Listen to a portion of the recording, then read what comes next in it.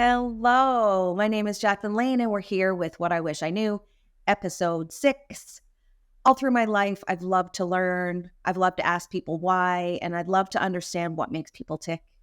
And at Vericent, we're all about digging into what industry leaders can share with us and really with you that we heard that you care about and that you want to know more about.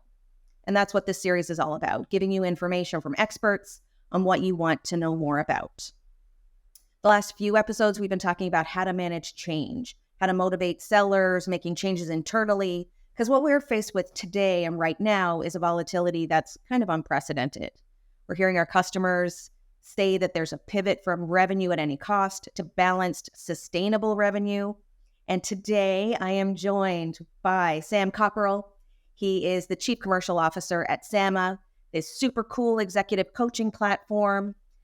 He started out as an individual contributor, but has evolved and moved on to CCO, but certainly has the customer at heart still. So Sam, thank you so much for being here today. Hi, Jackie. Great to be here. Thanks for having me. There's certainly been some bumps along that road. Well, hopefully we'll hear a couple of stories about that and how you got over it. So again, thank you for being here. So considering our topic today is about this shift, right? From companies bringing on revenue at any cost to, holy cow, we need to pump the brakes and figure out how to understand sustainable revenue and how to make that pivot. Let's start a little bit about how, as a CCO, your priorities may have changed over time and how it's maybe changed with market uncertainty. Yeah, I think, whether it's market conditions being volatile or changing, or even if I'm just in a new role or a new business for the first few weeks, my core priorities do tend to remain the same. So my focus is always on understanding the customers first, focusing the go-to-market around them and their buying journey. And then something I've learned in more recent years is finding a rate limiting step. Specifically within the revenue engine, and then focusing all our efforts on solving that one thing until it's fixed, and you break the next thing and you go on to that. I think in my role, I'm responsible for the entire customer life cycle. So from the point where they have no idea who we are to hopefully the point where they love our service so much they're telling all their friends about it. And our goal, or my goal, is when a customer signs with me and my team, they know they can trust us to solve their problem and add value on the long term. Yeah, and it sounds like, in previous conversations we've had and just in what you've said, making your customers the priority has reaped rewards. And so I think a lot of customers have, or a lot of organizations and even leaders have struggled with the fact that maybe they've grown so fast, they haven't been able to give that one-on-one attention to different customers, or maybe the company's so big, they can't give that love and attention to a particular customer. So considering this revenue at any cost to a more sustainable, balanced, healthy revenue, if someone is looking to make this transition, where do you think you start? What would you say is first? Yeah, so I think the first thing is to focus on good customers, and having a clearly defined go-to-market, not worrying so much about a massive total addressable market. That's great for investors and sits really in that conversation. Your focus in revenue should really be around your serviceable, obtainable market, the people that you can win right now. And that means understanding your ideal customer, focusing on selling to the good ones and not the bad ones. And there certainly are bad ones. When you think about go-to-market, it's so important to interview your customers. You'll learn from them when to intercept their buying journey at the right time, the right stage, and you'll hopefully find your locksmith moment or moments. And that's where repeatability comes from. The understanding your customer, their job to be done, the core thing they're trying to solve now and into the future, that's where sustainability comes from, at least in my mind. You're trying to build a base of customers who trust you in the long term. So bad customers, right? I guess they show up in a number of ways. And the message here, it's always tough to do this, but it's okay to say no to bad customers and to not sell to them. Bad customers, they look like people who are asking for discounts versus really understanding the value of what you offer, the full value. They're looking for exceptions to your commercial model, your T's and C's. They're the ones that, when it comes to renewal date, they're pushing back on that price rise that's already in the contract.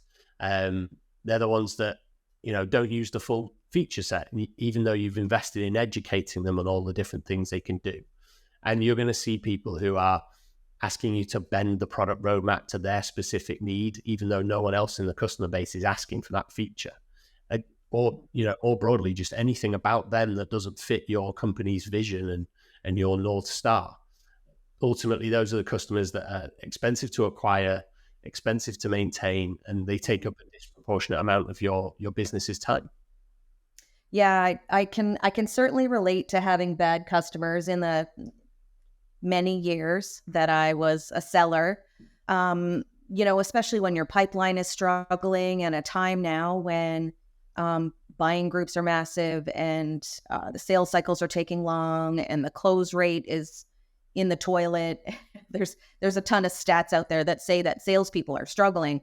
The big question is, what can we do to make sales reps feel better? But I can certainly relate to the bad customer thing, because all that you want is for them to be happy, right? All you want is to keep those customers and for them to continue generating revenue, but also have this mutual value.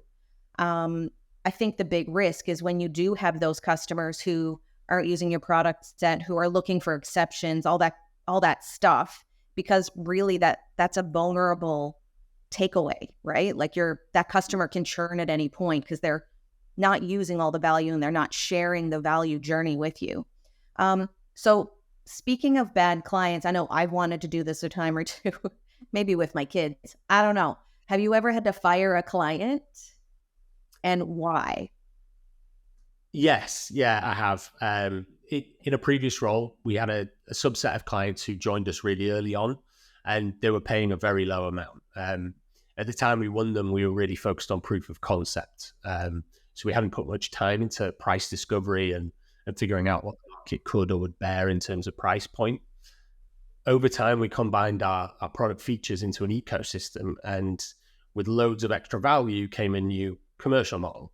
Some of those customers, fortunately not many of them, they didn't change their usage patterns. They were keeping to the old habits, despite fantastic UX and a CS team, client success team, that were investing hours in education and customization for them. At renewal, we had a choice really.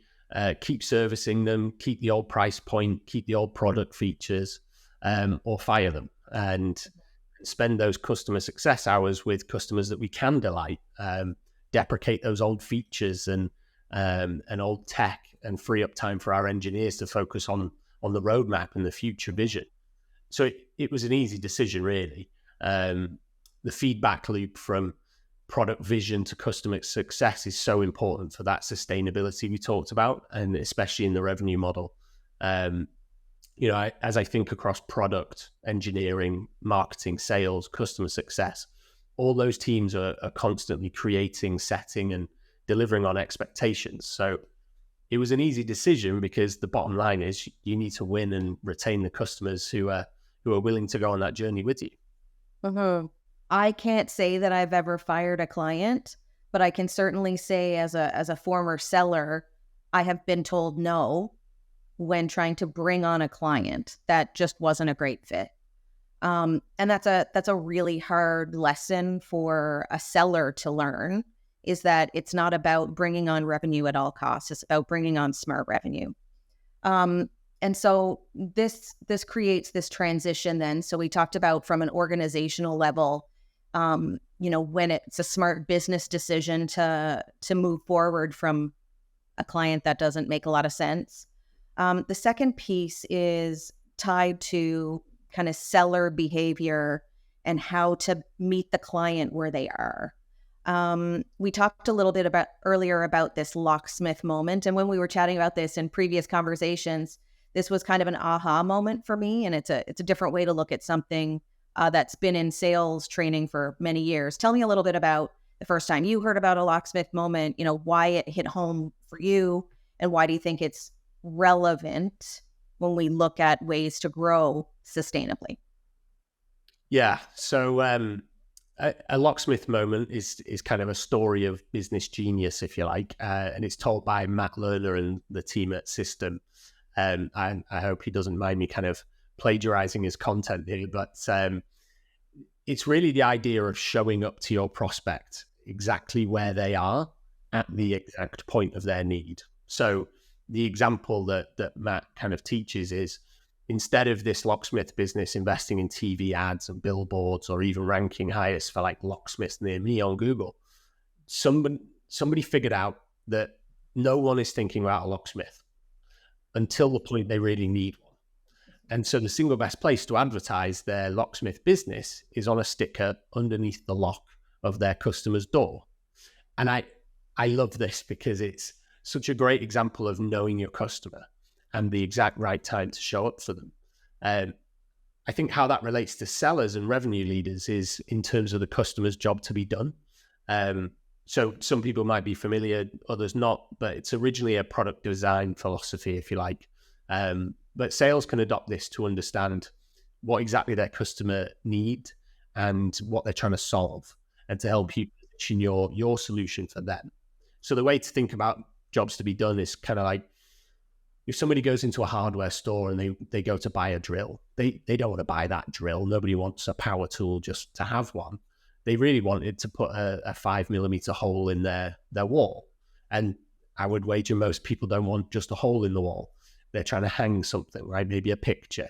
And maybe that's because 3 months ago, they promised their partner that they would hang that picture and they still haven't done it, right? So those people are hiring a drill to do the job of fulfilling that promise to their partner. And so that's what sellers need to really dig into, is what are the customer's jobs and their promises. And I think, more than ever before, it's so important to understand your customer and which features you should focus on if you're at that demonstration phase. And great discovery questions will help you actually disqualify some of those bad prospects out, but they will help you uncover which of those core jobs to be done your buyer is trying to solve, which leaves you more time as a seller to position yourself as a trusted partner, instead of, showing up and showing shiny features and nice to haves that they really don't care about. Yeah. I think about when talking about the shiny features, I constantly am thinking about, when I go car shopping and they show me all the stuff that people stereotypically want to see, like all the knobs and buttons. I'm not going to lie. That stuff is super exciting to me. And I walk out the car dealership every time thinking like, I'm buying this car. It's got all the buttons and it's got all the whistles. But that's not how people buy cars at the end of the day. And it's not how people buy tech at the end of the day. So I think that's an interesting point you make. And it's a different way to look at the same thing we've been trying to tell our sellers this whole time, right? Don't just tell them the 3 features that they've asked about. Understand the job to be done. Like, why are you doing it? What's the catalyst for change here? What differences is going to make to your life?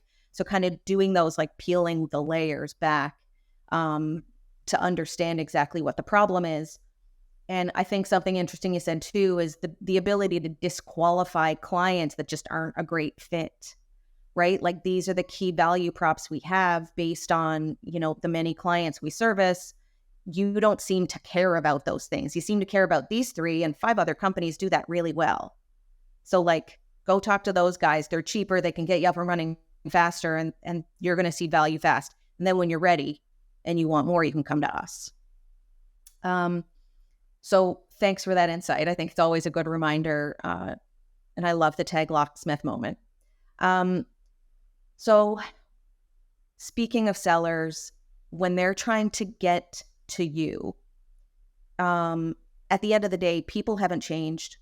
Buyers haven't changed. We're all still people buying from people. The difference is that we've got access to tons and tons of information. And that makes buyers more informed than ever before, and also makes sellers kind of inundated with emails and texts and ads and all the rest. when people are trying to prospect into you as chief commercial officer, what stands out to you?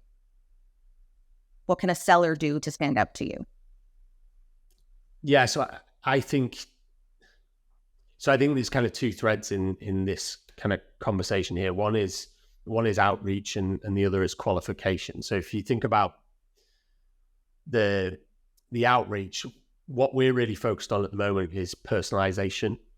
First impressions really count, right? And the goal of outreach or prospecting, whatever you want to call it, some people get a little bit too focused on thinking the goal is the SQL or booking that first meeting. Mm-hmm. And it's not, right? It's to start a relationship with your buyer and begin really building that trust. So personalized outreach is something that I've seen. It works. It works on me. It works on my customers, but only if you do it right. And when I say that, I mean, your ask in that first meeting really shouldn't be super high friction. And by that, I mean, if you go from never having spoken to this person to asking for 30 minutes of their time and book a demo as a call to action, that's really high friction versus offering them some piece of content that's super high value, it's ungated, and it's easy for them to consume. There are, I know you like to talk about tools on this series, and there's some great tools out there like Birdie, which combines with LinkedIn and helps you kind of kickstart your personalized message. It scans through the profile and, gets you going in terms of past that blank page terror. But the key here is not to try and do personalization en masse, right? It's a human connection, and the human side of it's so important. So kind of in summary, I think bad personalization looks like, hey, we went to the same uni, you should buy from me. Whereas I once received an email from a company I was aware of. I wasn't really thinking about buying from them, didn't really need their service, but in the subject line of the email, the seller asked me which bar was better in the city that I went to university. And those bars only existed at that time. They don't exist anymore. So they'd gone through a process of research to try and get my attention that showed a lot of care and detail. So I clicked, I was interested. I looked at the email, I booked a meeting with them. I didn't buy with them, but they started that trust relationship from that point. And I think maybe on the qualification side of things, once that SQL is booked or that first meeting is in the diary, the number one thing I coach on is discovery. And I try to instill a disqualification mindset into my team. So what that means is, whether it's a new rep who's really eager to build their pipeline, or maybe it's a tenured rep who's, trying to smooth out a bad patch, or just somebody who's super engaged and, drinking the company Kool-Aid. The classic mistake I see is that those people expect that everyone wants and should buy your product. And the best reps I've had the pleasure of working alongside and coaching are the ones who look for reasons to disqualify deals out of the pipeline. And, often simply asking a customer, like, things seem okay right now. Why go through the pain and the hassle and the cost of changing what you're doing? And if your prospect can articulate why, then great. You've got a deal in the pipeline. If not, disqualify them. Yeah, that's an interesting thing. I can remember doing that a handful of times, and I mean, I think that is a part of building credibility too. It's this, I'm not trying to sell you something you don't need. It sounds like everything's going well. I do love the disqualification mindset. In former sales worlds, the qualify in everything or happy ears can be dangerous and leads to, an inflated pipeline that tends to get stalled at stage 1 or 2, right? Yeah, absolutely. Yeah. So when we talked about the number of different tools and Birdie, the world is abuzz with AI. Everybody wants to talk about AI. Gotten a lot of different what's the word I'm looking for? But we've gotten a bunch of different opinions, I guess, or certainly levels of interest in AI since we've started the series, and some look at it as kind of critical to business success, and others have barely started. So, what is your take on AI today?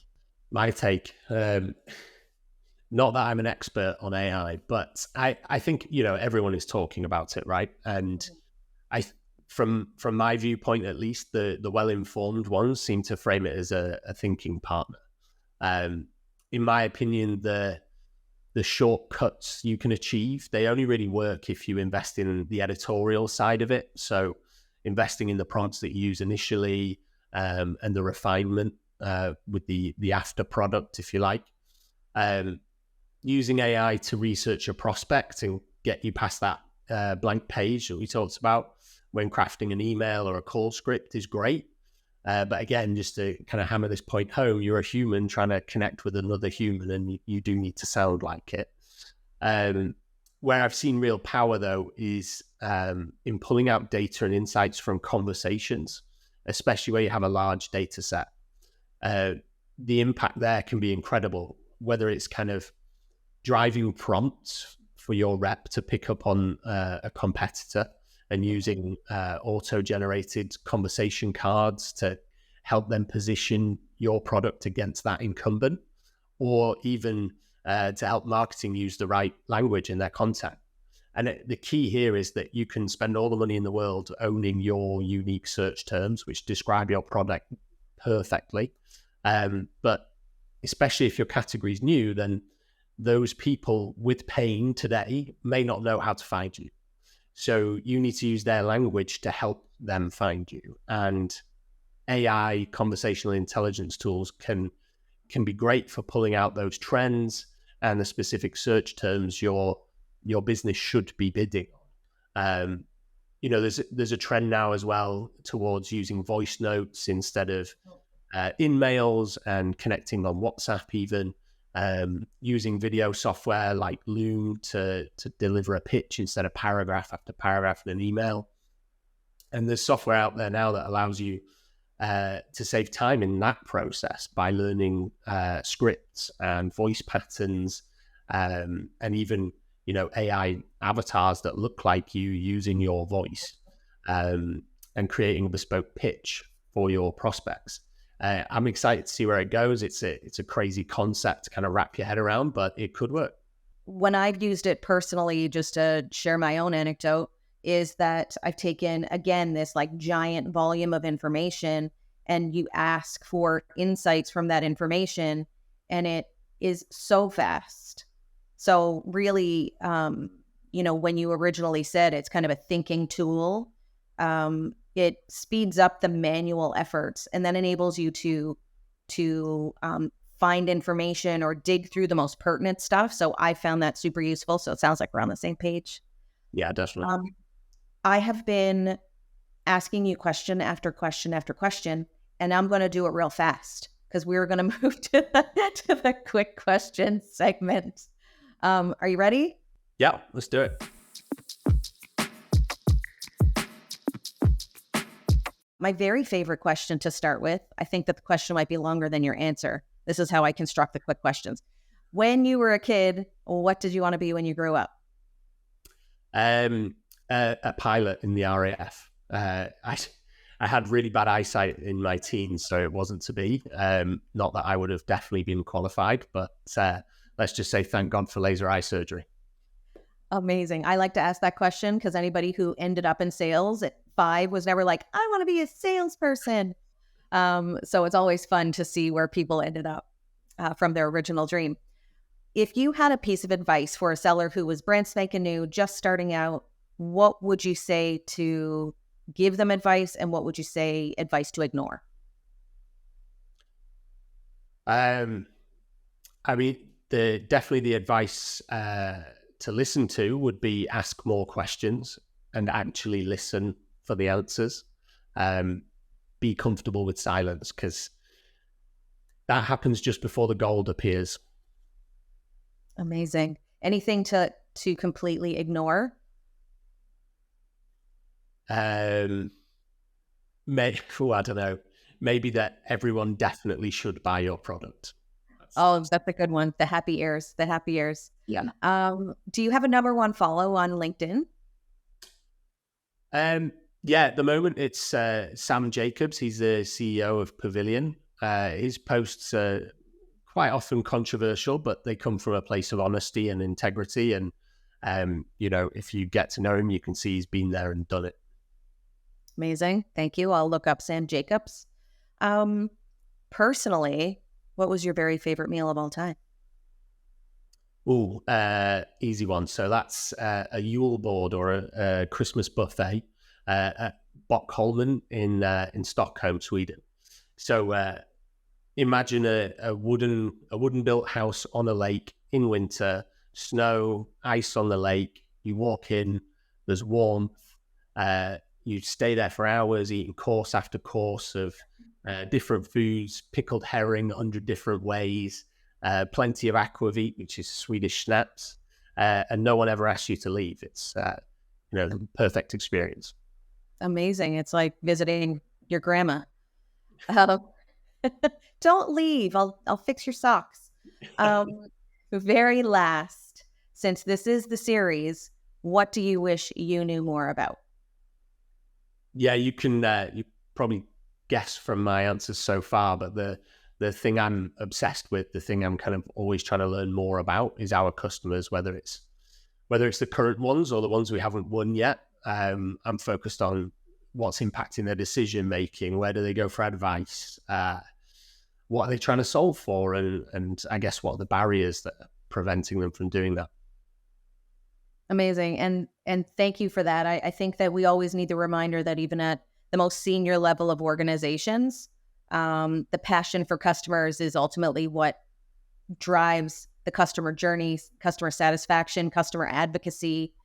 We've covered a lot today. I want to say a big, big thank you. I'd say some of the key takeaways in terms of developing sustainable revenue.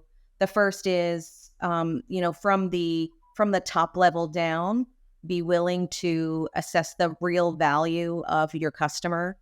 In addition to the acquisition costs and the long-term value of your customers, so that you can determine if it makes sense for them to stay your customer.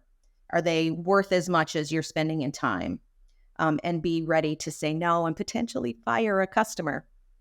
The second piece is on the sales side. So enabling your sellers to say no as well. Supporting them in their decision to disqualify so that you can build a sustainable client base and a more likely happy client base. And I can't help but love the Locksmith moment, that kind of sales drill down where you continue to peel back until you understand exactly why someone needs that product or service to accomplish what they have to do day by day. So again, Sam, thank you so much. I appreciate all the insight and your honesty and your humor. So thank you so much for being here. And we will see you in the next episode of What I Wish I Knew.